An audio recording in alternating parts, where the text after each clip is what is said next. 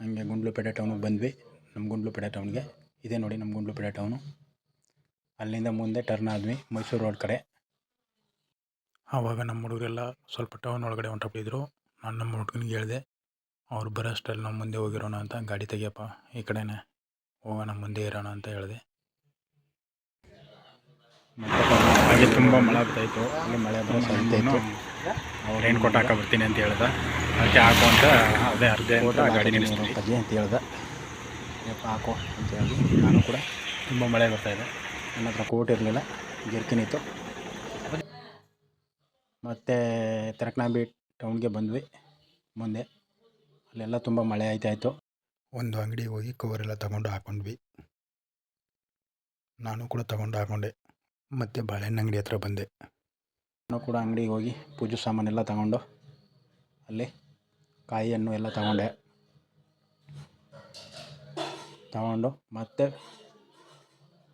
ಬೆಟ್ಟದ ಹತ್ರ ಬಂದ್ವಿ. ಅಲ್ಲಿ ತುಂಬ ಜನ ಇದ್ದರು. ಇಲ್ಲಿ ಎತ್ತಿನ ಗಾಡಿ ಎಲ್ಲ ತುಂಬ ಬಂದಿದ್ದರು, ಎತ್ತಿನ ಗಾಡಿ. ಮತ್ತು ಎಲ್ಲ ಗಾಡಿ ಎಲ್ಲ ನಿಲ್ಲಿಸ್ಬಿಟ್ಟು ಎಲ್ಲ ಹುಡುಗರೆಲ್ಲ ಹೋಗಿ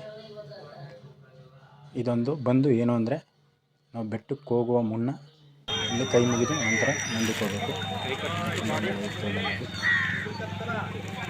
ನಾನು ಕೂಡ ಸ್ವಲ್ಪ ತಲೆ ಎಲ್ಲ ತುಂಬ ನೆನಪೋಗ್ಬಿಟ್ಟಿತ್ತು, ಸಿಕ್ಕಾಬಿಟ್ಟೆ ಮಳೆ.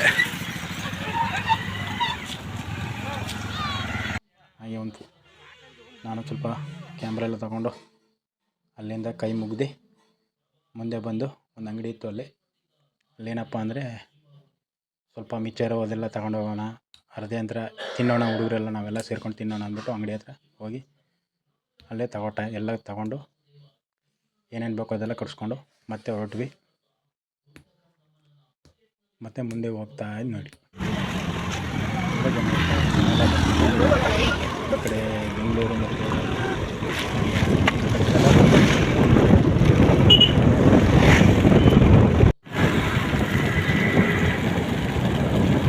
ವಿಶೇಷವಾದ ದೇವಾಲಯ ಅಂತ ಇಂದ ಮುಂದೆ ಹೊರಟ್ವಿ. ಇನ್ನೇನು ಬೆಟ್ಟ ಹತ್ತತ್ರ ಬಂದ್ವಿ ನೋಡಿ. ಇದೆ ಇನ್ನು ಒಳಗಡೆ ಹೋಗ್ಬೇಕು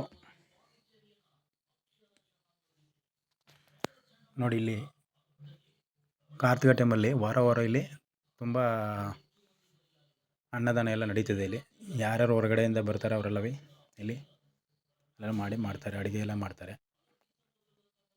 ಆ ಚೆಕ್ ಪೋಸ್ಟಿಂದ ಮುಂದೆ ಒಳಗಡೆ ಹೋದ್ವಿ.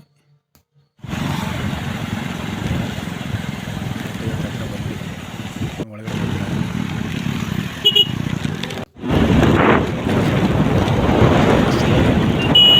ಹಿಂದಿನ ದಿನ ತುಂಬ ರಶ್ ಇತ್ತು, ಆದರೂ ಹಿಂದಿನ ದಿನ ನಾವು ಹೋಗ್ಲಿಕ್ಕಾಗಲಿಲ್ಲ. ಈ ವಾರ ಹೋದ್ವಿ, ಆದರೂ ಸ್ವಲ್ಪ ಜನ ಎಲ್ಲ ಇದ್ದರು.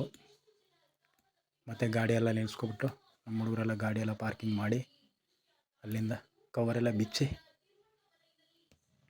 ಎಲ್ಲ ಪೂಜೆ ಎಲ್ಲ ತಗೊಂಡು ನಮ್ಮ ಹುಡುಗರು ಎಲ್ಲ ರೆಡಿ ಆದರು. ನಮ್ಮ ಕಡೆಯವರು ಪೂಜೆ ಮಾಡಿಸೋಣ ಅಂತ ಒಳಗಡೆಯಿಂದ ಕ್ಯೂವಲ್ಲಿ ಹೋಗ್ತಾಯಿದ್ವಿ.